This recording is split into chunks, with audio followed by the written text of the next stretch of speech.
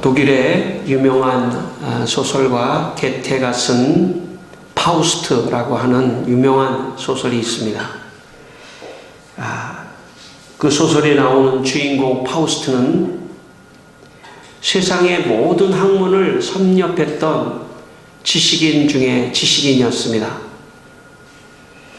그러나 그는 많은 학문을 알고 또 교수로서 명예를 누렸지만 그러나 그의 마음에 만족함이 없었습니다. 그때 악마 메피스토가 파우스트에게 찾아와서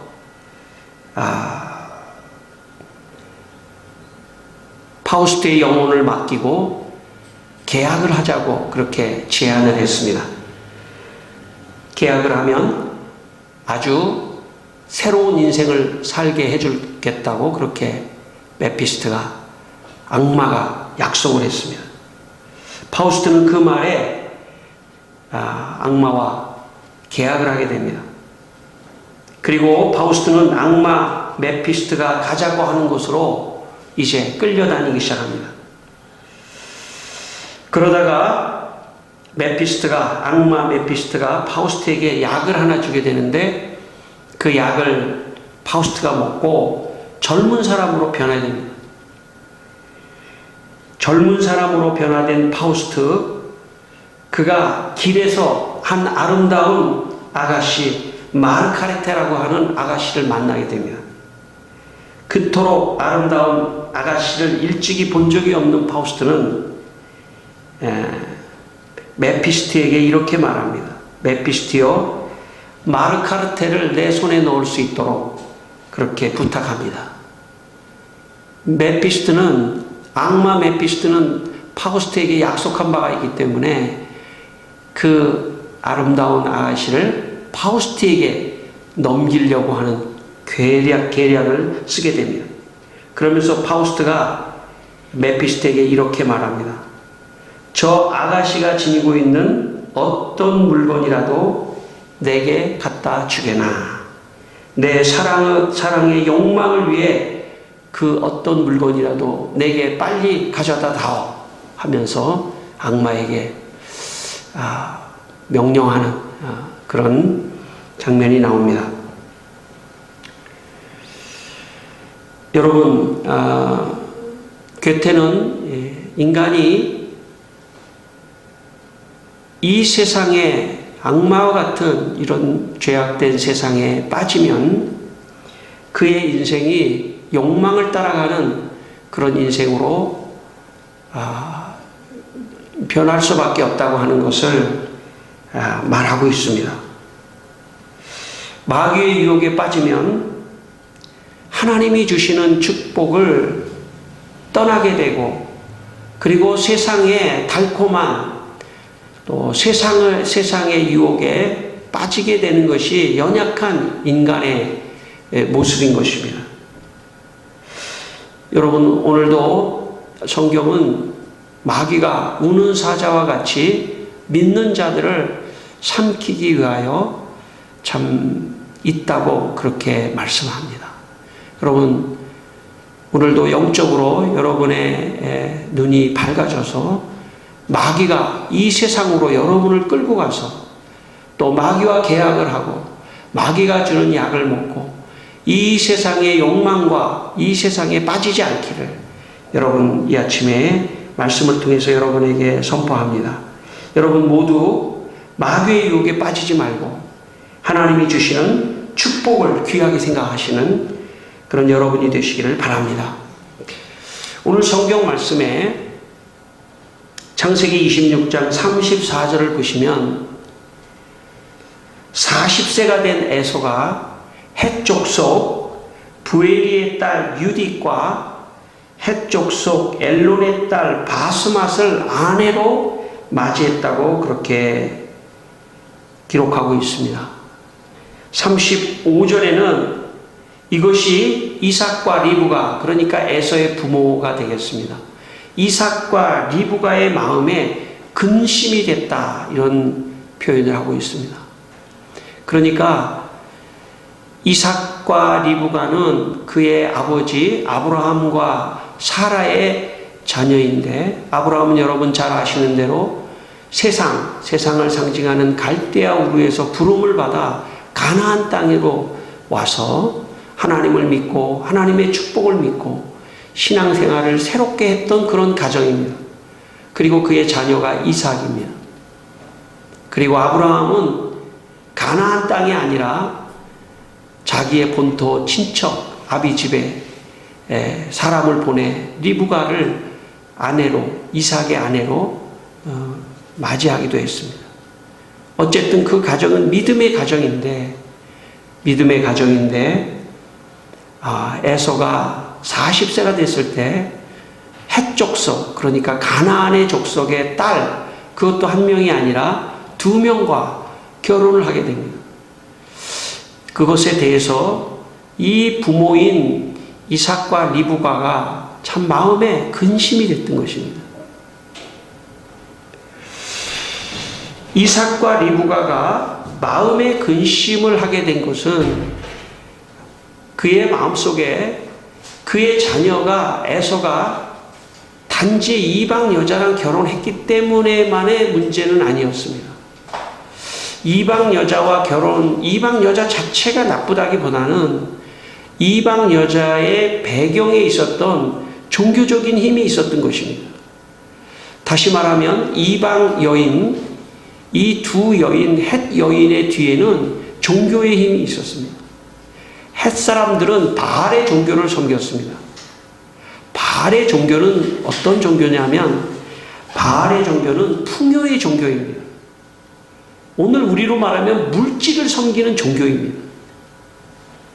그러니까 에서가 하나님을 떠나서 물질의 신을 섬기는 그 헷 여인의 사상과 가치관에 빠질 것 같아서 근심했던 것입니다. 여러분, 지금 이 세상은, 하나님을 떠난 세상은 물질에 대한 탐욕이 넘치는 곳입니다. 이 세상은 물질 만능주의의 사상으로 세상은 살아가고 있습니다. 마귀는 그렇게 유혹하는 것입니다. 이 돌들을 떡덩이 되게 하라, 이렇게 유혹하는 것입니다. 너희가 생명나무의 열매를 정도만 먹어야지 선악을 알게 하는 나무의 열매까지 먹으려고 하는 이 물질과 욕심의 욕망을 부추기는 곳이 세상입니다. 여러분, 세상의 목표는 무엇입니까? 민주주의입니까? 사실 민주주의를 넘어서는 가치를 사람들은 원하는 것입니다. 그것이 더 나를 잘 살게 할 것이라고 생각하기 때문입니다. 결국 마지막 고울은 물질입니다. 그러니까 여기 헷 족속, 이 두 딸들이 에서와 결혼한 것에 대해서 이삭과 리브가가 근심한 것은, 저러다가 하나님의 믿음을 떠나면 어떻게 할까? 하나님의 축복보다 세상의 물질의 축복에 손을 대고 거기를 붙잡으면 어떻게 할까? 이것이 리브가와 이삭의 근본적인 근심이었다는 것입니다.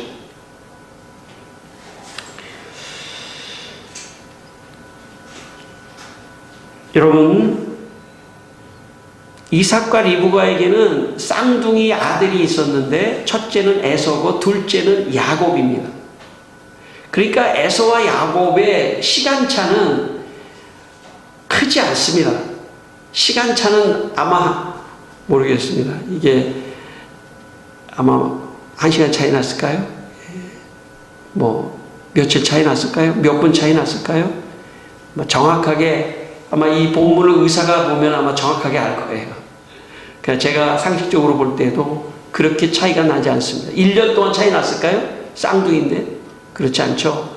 그 얘기는 야곱도 40이었지만 결혼하지 않았다는 것입니다. 아직. 헷 족속의 여자들도 얼마든지 있었을 텐데 야곱은 에서와 같이 결혼하지 않아서 훗날 리브가가 자기의 고향에 가서 참 믿음의 자기의 후손의 그 라헬과 결혼을 시키려고 하지 않습니까? 저는 학생 시절 예수님 믿었습니다. 그런데 저희 가정에서 아무도 예수를 믿지 않는데 제가 예수님을 처음 믿었습니다. 제가 교회를 갔습니다. 제가 다녔던 교회는 고등부도 있고 뭐 학생회도 있고 좀 큰 교회였습니다. 제가 교회 갔는데 제일 부러운 아이들이 있더라고요. 제일 부러운 아이들은 누구냐면 부모가 예수님을 믿는 애들이에요. 그 아이들은 고등부 예배를 딱 마치고 막 식당에 자신만만하게 갑니다. 자기 부모가 식당에서 봉사도 하고 잘 아니까. 저 같은 경우는 참 점심을 먹고 싶어도 참 눈치를 보면서 그랬던 기억도 있습니다. 뭐 그것도 부러운 얘기지만 더 부러운 것은 참 부모가 자녀들을 위해서 기도해주고 참 제가 어려운데 쟤는 참 잘 되는 것 같아요. 그 알고 보면 부모가 기도해주고 할머니가 기도해주고 그런 그 믿음의 가정에서 그 태어난 그 아이들이 그렇게 부럽더라고요. 그러면서 제가 그런 결심을 했습니다.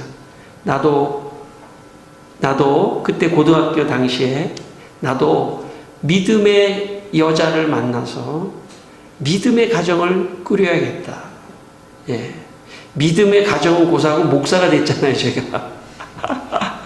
참 목사가 될 그런 위인이 아닙니다, 제가. 참.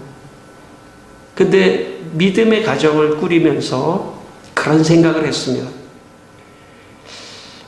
우리 자녀들은 복을 받을 거야.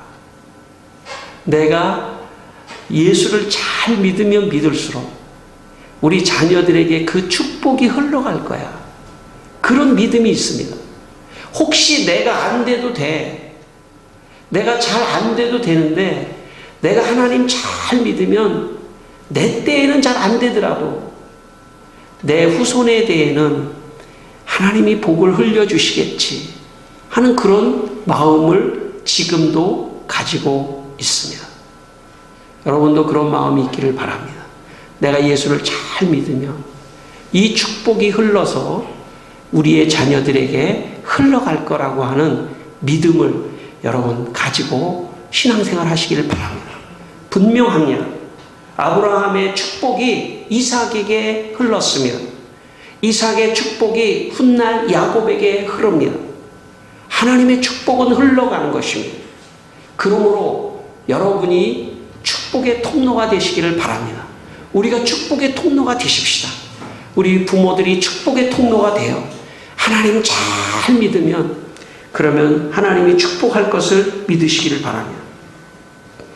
하나님의 축복은 너무나 귀한 것입니다. 특별히 여러분이 하나님을 믿는 그 신앙의 축복, 믿음의 축복은 가장 큰 축복입니다. 사람은 안정성이 있어야 돼요. 사람은 겉으로는 알 수 없지만 내면적으로 불안하고 안정되지 못한 사람이 있을 수 있습니다. 특별히 이 세상에서는 가정이 불안한 사람은 어렸을 때든지 그 가정이 불안한 사람은 안정성이 없어요. 어떻게 회복하시겠습니까? 그걸 근본적으로 어떻게 회복하시겠습니까? 하나님 앞에 오셔야 돼요. 내 영혼의 아버지 하나님 앞에 오셔서 그 하나님으로부터 사랑을 받고 하나님으로부터 축복을 받으며 그 안정성을 회복하셔야 됩니다. 저는 여러분이 그런 축복이 있기를 바랍니다. 안정성이 회복돼야 돼요.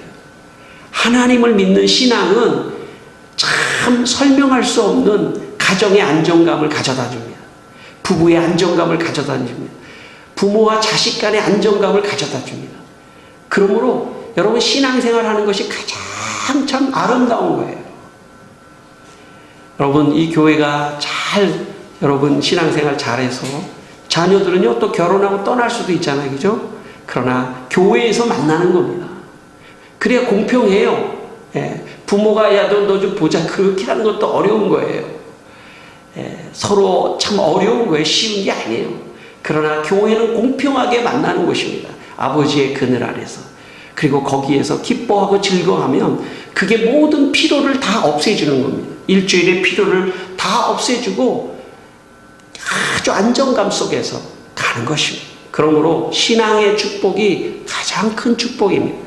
하나님께서 이 신앙의 축복을 주시면 그러면 정신적인 축복, 물질의 축복도 다 다스릴 수 있는 그런 안정감을 주시는 것입니다. 여러분에게 이런 축복이 있기를 축원합니다. 예, 그런 축복, 믿음의 축복입니다.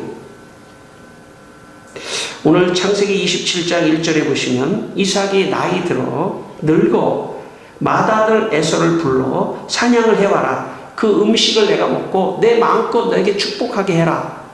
그렇게 했습니다. 그러나 맏아들이 축복을 받는 것에 대해서 리브가의 생각은 조금 달랐습니다. 아버지 이삭이 나이가 늙고 눈이 어두워지고 이제 마지막 내 기운을 다해서 축복 기도를 해야 되는데 에서에게 해야 되지 않겠는가? 그가 맏아들이니까 에서에게 해야 되지 않겠는가? 이렇게 생각을 했지만 리브가의 생각은 좀 달랐습니다. 제가 보니까 리브가가 믿음이 조금 더 좋았던 것 같아요. 이삭보다. 안 된다. 만약에 아브라함으로부터 내려온 이 축복의 선이 에서에게 갔을 때 에서의 문제가 아니라 에서의 부인들 때문에 신앙생활 하지 맙시다. 하나님 섬기지 맙시다. 믿음을 끊어낸다면 그 축복의 통로가 끊어질 것 같은 리브가의 위기감 속에 리브가가 십자가를 집니다. 그리고 둘째 아들에게 말합니다. 에서가 사냥하러 갔는데 네가 에서의 복장을 하고 별미를 만들어 줄 테니까 아버지에게 들어가 네가 대신 축복을 받아야 된다. 여러분, 이 본문을 앞뒤 정황을 살펴보면 46절에 27장 46절에 리브가의 심정이 보이는데 리브가의 심정이 46절에 보입니다. 우리 한번 46절 27장 46절 보시면 우리 한번 같이 읽겠습니다. 리브가가 이삭에게 이르되 내가 햇사람의 딸들로 말미암아 내 삶이 싫어졌거늘 야곱이 만일 이 땅의 딸들 곧 그들과 같은 햇사람의 딸들 중에서 아내를 맞이하면 내 삶이 내게 무슨 재미가 있으리까. 예. 이것을 단순한 리브가와 그 며느리들의 어떤 고부간의 갈등이다 이렇게도 볼 수 있지만 사실은 이것은 조금 더 깊은 의미가 있다고 보여집니다.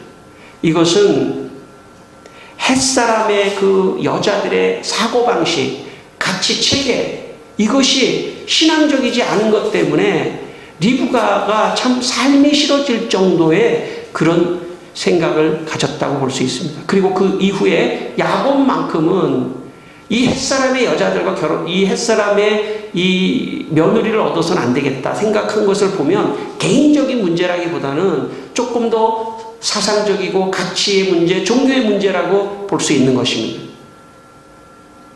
여러분, 세상을 살며 사실 가치관이 다르면 부부가 참 어려워요. 부부가 어려운 겁니다. 쉬운 게 아니에요.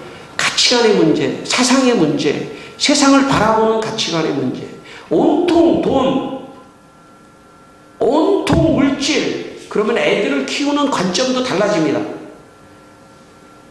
온통 아이가 어떻게 하면 이 세상의 물질을 가지고 살 것인가. 여러분, 물질은 필요합니다. 그러나 일용할 양식으로도 견딜 수 있는 그 마음이 더 중요합니다. 하나님이 일용할 양식을 주면 내가 참 없어도 절약하며 내가 살아가겠다. 그러나 나는 하나님을 믿는 신앙은 붙잡겠다라고 하는 그런 가치관을 두 사람이 갖는다면 그것이 더 중요합니다. 왜냐하면 물질이라는 것은요, 한도 끝도 없는 늪과 같은 함정이기 있기 때문에 그렇습니다. 이만큼 벌면 더 벌어야 되고 저만큼 벌면 욕심이 나서 마침내 늪속으로 빠져들어가게 하는 마귀 사탄의 전술 전략이고 우리를 신앙으로부터 하나님의 축복으로부터 끌어내리는 악한 마귀의 도구인 것입니다. 물론 플라톤주의자 같이 무슨 물질을 악하게 보지는 않습니다. 모든 것이 다 선합니다. 그러나 거기에 빠져서는 안 됩니다. 이것이 리브가의 걱정이었습니다. 저 축복을 끊어서는 안 된다. 내가 저주를 받더라도 저 축복은 에서에게 가면 안 돼. 야곱에게 가야 한다. 그렇게 생각했습니다. 아마 남자들은 여기 이삭과 같이 말이죠. 명분을 따지는 사람들이에요. 에서가 그래도 첫째 아니냐. 에서가 그래도 첫째니까 에서에게 하겠다. 리브가는 명분을 넘은 사람이에요. 아니다. 내가 저주를 받더라도 이 축복의 통로는 흘려야 된다. 야곱으로 흘려야 된다. 예. 여러분, 리브가 같이 믿음 좋은 여자가 되기를 바랍니다. 예. 리브가 같이 믿음 좋은 여자가 되기를 바랍니다. 안 돼. 여기서는 축복을 흘려야 돼. 야곱을 선택해야 돼. 예.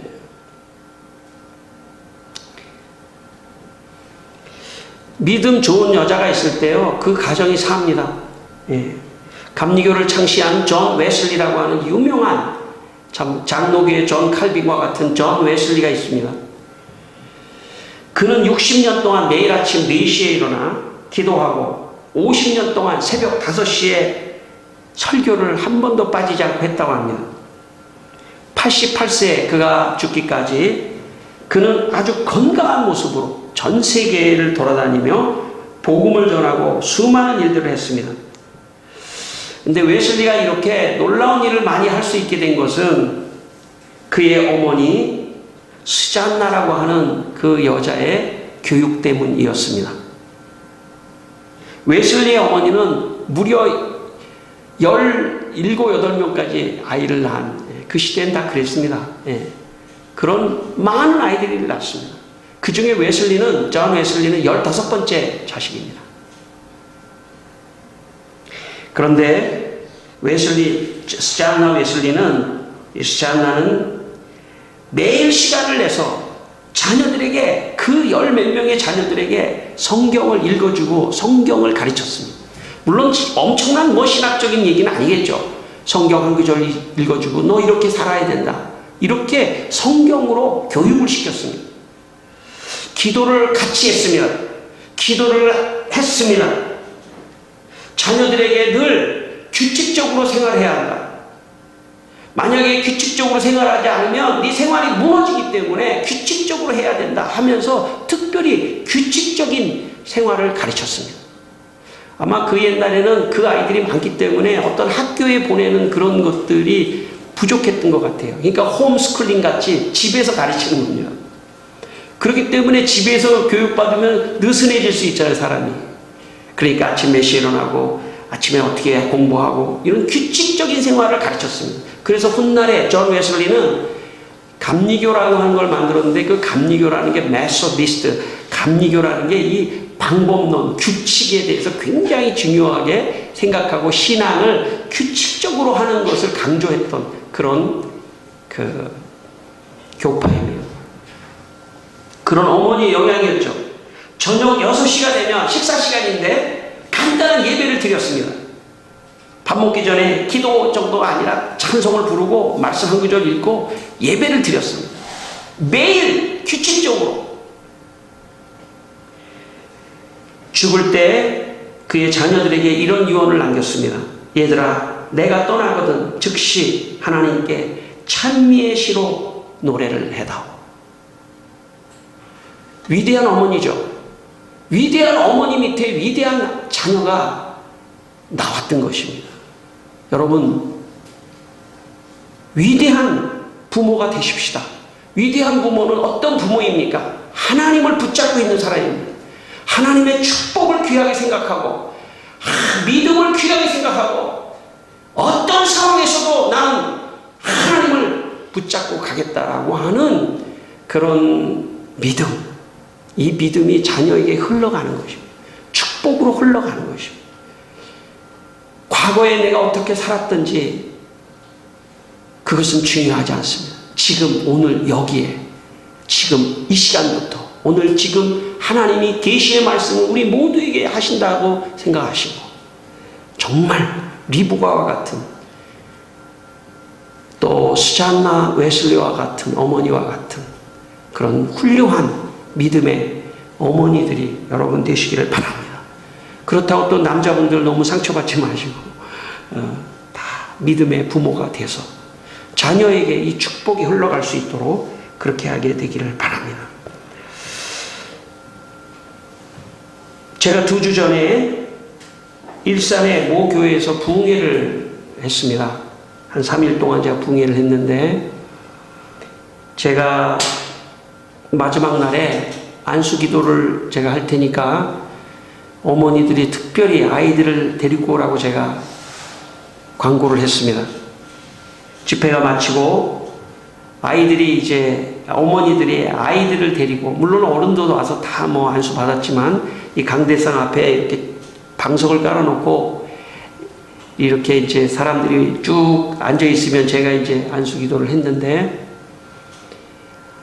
아이들이 너무 많이 나온 거예요. 아이들이. 근데 그 중에 3살, 제가 볼 때 한 2-3살짜리 깐난애기도 있어요. 2-3살짜리 깐난애기, 5살, 7살. 7살 맞아요? 6살, 7살, 8살. 또 초등학생, 중학생, 고등학생 막 애들이 있는데 제가 그 아이들을 위해서 기도를 하는데 그 뒤에서 엄마가 말이죠. 그냥 그 아이한테 기도를 제가 제대로 잘 하게 하려고 말이죠. 막 그냥 들이밀고 막 가려고 그러니까 다리를 막 붙잡고 조금 더 해달라는 거죠. 그런 엄마가 돼야 됩니다. 그런 엄마가 돼야 됩니다. 여러분, 예수를 안 믿었을 때는 엄마가 말이죠. 이 아이가 어떻게 해서든지 공부해야 되고 어떻게 해서든지 세상에 해야 되는 그런 거라면 예수 믿은 다음에는 어떻게 해서든지 이 아이가 하나님의 복을 받아야 된다. 여러분, 왜냐하면 하나님이 모든 것을 주관하셔요. 그 아이의 인생도 하나님이 주관하시고 닫으면 열 자가 없고 열면 닫을 자가 없는 다윗의 열쇠를 가지신 그 축복의 열쇠를 가지신 하나님이 그 아이를 축복하는 겁니다. 하나님은 부모의 믿음을 보시고 자녀를 축복하십니다. 여러분이 부모라면 하나님을 잘 믿고 그 믿음의 축복을 먼저 받고 그 믿음의 축복을 자녀에게 흘려주시기를 바랍니다. 여기 계신 분들은 축복된 사람들입니다. 왜냐하면 오늘 이 말씀을 우리에게 하나님께서 듣게 하시기 때문입니다. 왜냐하면 지금부터 내가 더 믿음의 사람이 되겠다. 축복을 사모하겠다. 하나님을 붙들겠다라고 하는 결단을 할 수 있는 시간이기 때문에 그렇습니다. 여기 결혼하지 않으신 분도 나는 좋은 어머니가 되겠다. 믿음의 어머니가 되겠다. 나만이 아니라 내 부모가 나에게 흘려주셨던 그 믿음. 저는 우리 창목교회는 처음 예수를 믿는 분들이 많기 때문에 더 귀하게 보입니다. 여러분, 우리가 하나님을 잘 믿었는데 안 될 수도 있는 것을 기억하세요. 그러나 내가 안 된 거에 10배, 100배를 하나님이 내 후손들에게 복을 주실 것이다. 그렇게 생각하고 믿음에서 떠나지 마십시오. 대개 일대의 사람들은요, 너무 세속적인 거에 물들어 있어가지고 마치 노름을 하듯이 신앙을 할 가능성이 많아요. 노름. 내가 어느 정도 투자했는데, 어느 정도 걸었는데, 안 돼? 그러면 관두자. 이게 세상적인 논리입니다. 그래서 신앙생활을 계속 하는데 이상하게 잘 안 될 수도 있어요. 그러나 영적인 비밀을 기억하십시오. 안 되는 것만큼 후손에게 간다. 내 당대에 안 되는 것만큼 후손에게 간다. 저주는 내가 받으리라. 리브가의 마음이에요. 저주는 내가 받으리라. 축복은 네가 받아라. 이것이 리브가의 믿음입니다.